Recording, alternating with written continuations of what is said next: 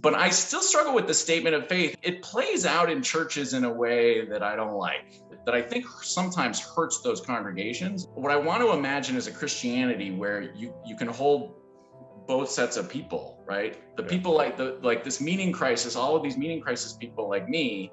I think more people, if they gave more thought, would probably be more uncomfortable with the statement of faith. Like if you really gave it a lot of thought, it's like Jordan Peterson says, like this is a big thing to believe. Do statements of faith try to answer too much?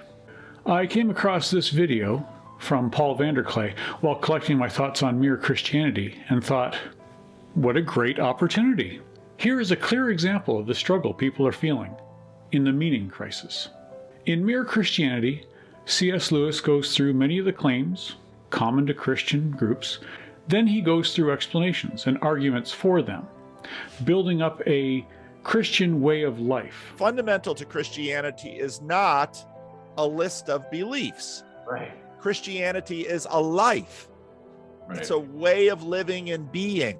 Faith statements no longer work for some people. 6 people are leaving the church right now for every one that joins. For the church, when people leave, it's a problem.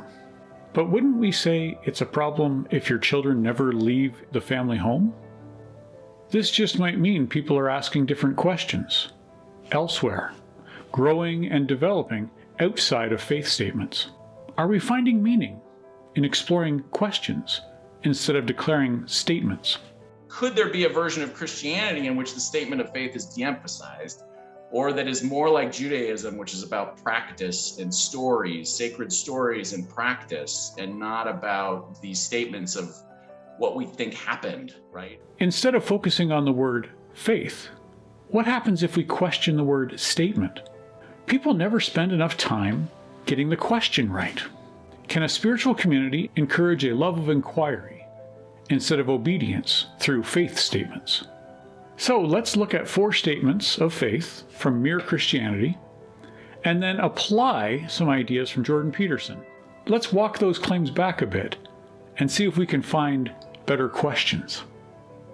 Statement 1, there is a mind behind the universe.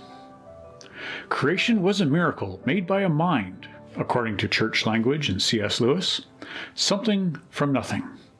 But in modern language, potential forms something from nothing without a mind, or at least nothing resembling a human mind.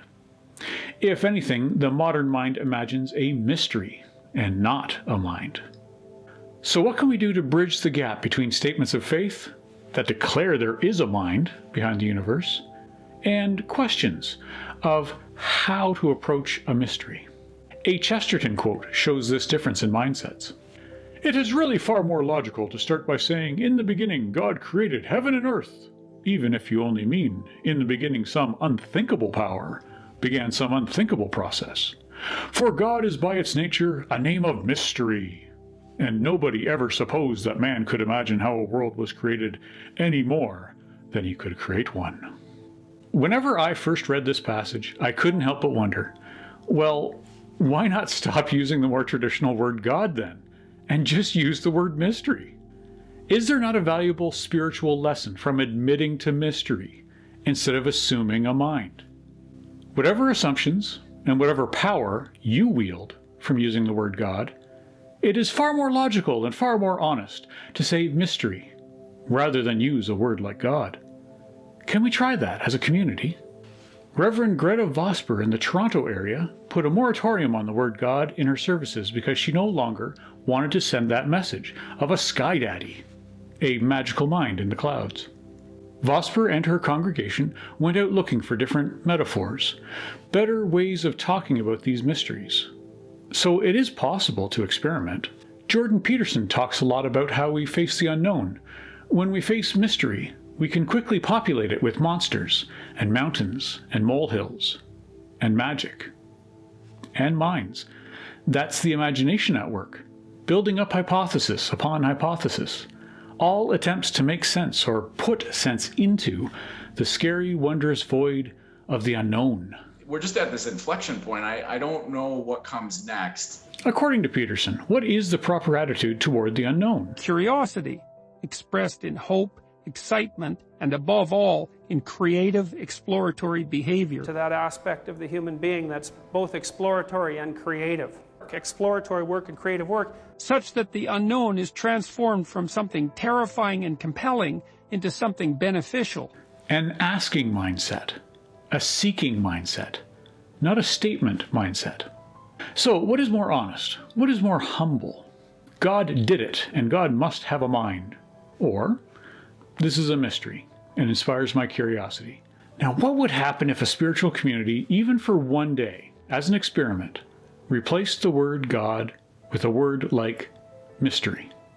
Would the religious tradition lose any power? Would people today be more willing to enter a church if they were going to learn how to have a proper relationship with mystery, as much as have a relationship with a supernatural mind? The Peterson lections were so compelling, partly because with priests and ministers, I always feel like they're trying to get me over that line. Right? You know? And he wasn't trying to get me over any line, right? He wasn't trying to get me over any line. He was just trying to get me to think about this stuff. And there was an exploratory nature to that. And you felt like you were accepting the call to adventure with Peterson, right? Yep.